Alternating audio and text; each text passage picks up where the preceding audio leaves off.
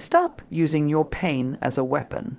Stop using your past as an excuse. And stop using your body as the only language you think love understands.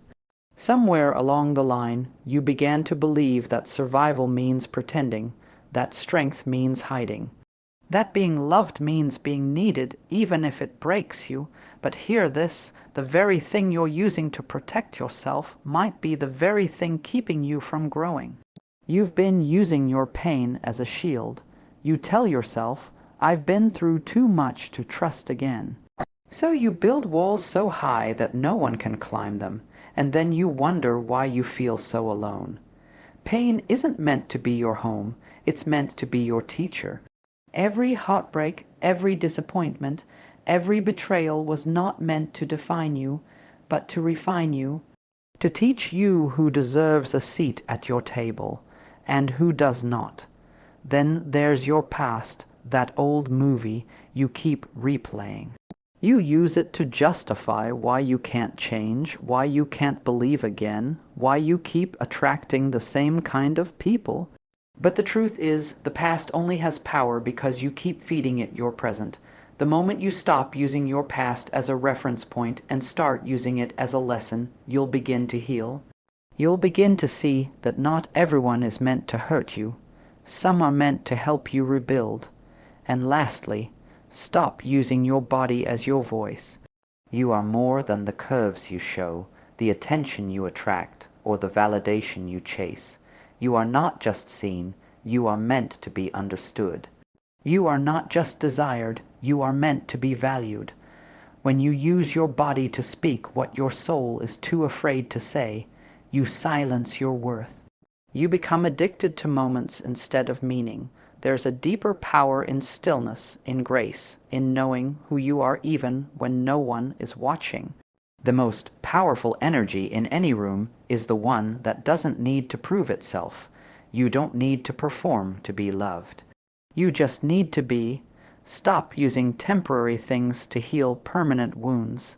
Stop giving the best of you to people who only want fragments. When you stop using your pain, your past, and your body as tools of survival, you begin to live again fully, freely, fearlessly. You start attracting what speaks to your soul, not just your scars. You start feeling peace, not just attention. And you begin to realize that you were never too broken to be loved. You were just too busy trying to be understood by people who never took the time to listen. Your healing begins the moment you stop using and start becoming. Become intentional, become self-aware.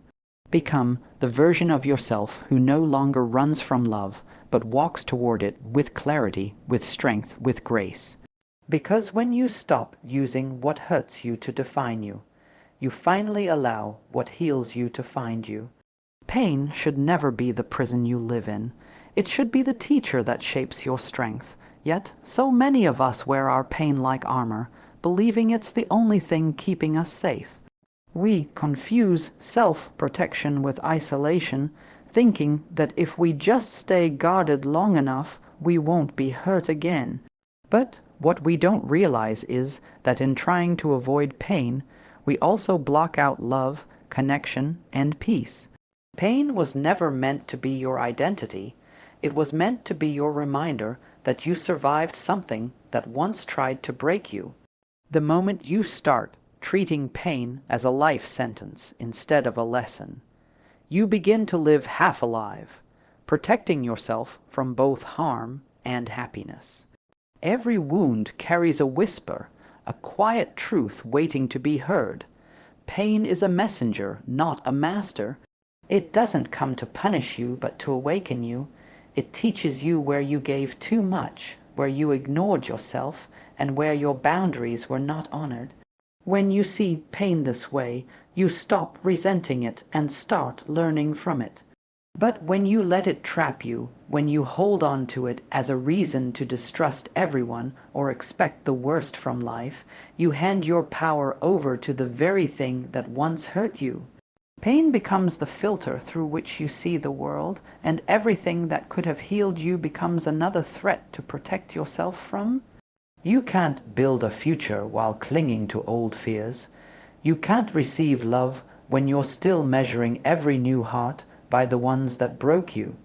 The walls you've built to stay safe also block the sunlight that helps you grow.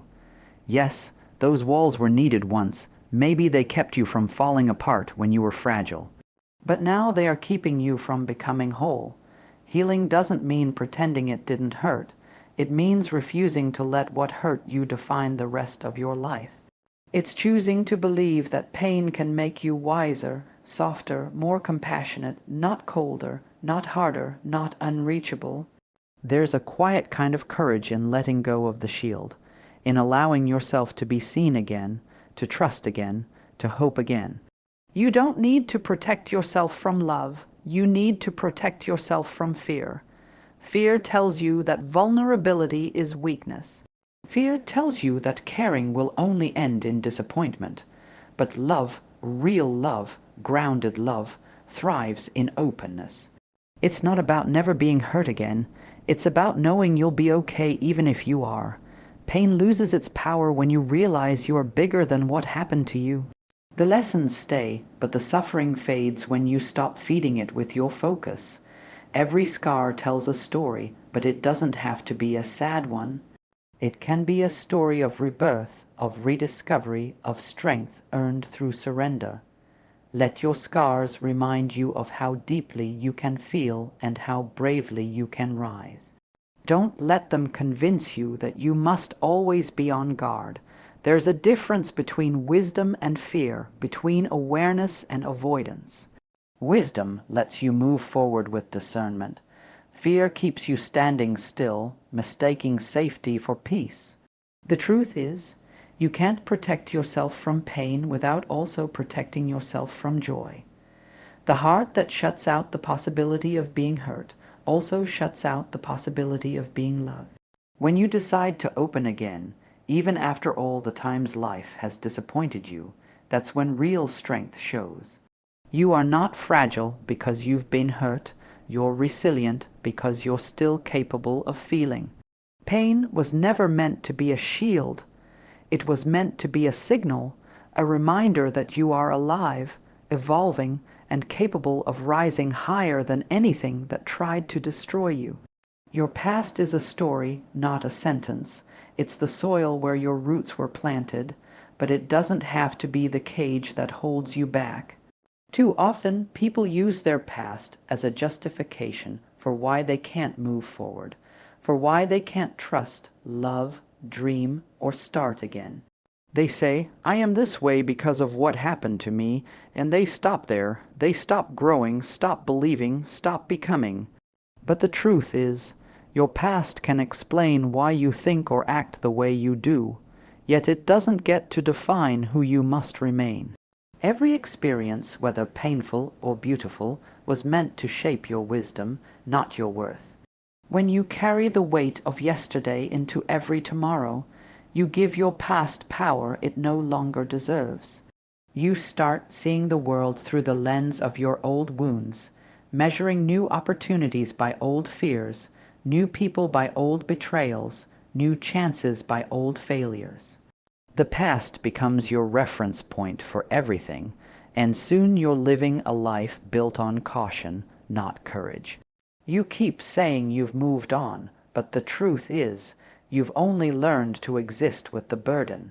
Healing never happens by ignoring what happened. It happens when you decide that what happened will not define what's next. You are not the mistakes you made, and you are not what was done to you. You are the person who survived it all, who kept going when life gave you reasons to give up. The past might explain your pain, but it can't predict your potential. Every scar is proof that something tried to destroy you and failed. You can use that as an anchor to stay where you are, or you can use it as a reminder that you've already overcome harder things than what lies ahead. It's easy to stay trapped in the loop of blame, blaming your upbringing, your heartbreak, your circumstances. But healing begins the moment you stop asking, why did this happen to me? And start asking, what can I learn from this? That single shift in mindset transforms pain into power. When you let your past guide your growth instead of control your destiny, you start turning wounds into wisdom. You stop repeating patterns and start creating purpose. You begin to understand that what broke you once built a strength in you that you can now use to build something new. There's nothing more powerful than a person who has made peace with their past. They stop seeking validation for their pain and start creating meaning from it. They no longer need others to understand their story because they have rewritten the ending themselves. The past loses its grip when you realize that forgiveness, whether for yourself or others, is not about erasing memory, but about freeing energy. The longer you hold on to resentment, regret, or shame, the heavier your spirit becomes. But when you let go, not because the past was fair, but because you deserve peace, life begins to open in ways you never imagined. Don't let the past convince you that you are unworthy of joy. Don't let it make you believe that good things are for other people and not for you. You can rebuild. You can begin again. You can love again. The past has no power unless you keep feeding it with your focus. Every time you tell yourself, "I can't because of what happened," you hand the keys of your future back to something that no longer exists. But every time you say, "I can because I've learned," you reclaim your power and your direction. The past is meant to be looked at through the eyes of understanding, not through the eyes of fear. Let it teach you discernment, not doubt. Let it inspire you to do better, not stop trying. Your story doesn't end where it began. You have every right to outgrow who you used to be, every right to rise from the version of yourself that once settled, once suffered, once stayed silent. The past made you stronger, but it doesn't own you. You own the pen now, and the next chapter is waiting for you to write it.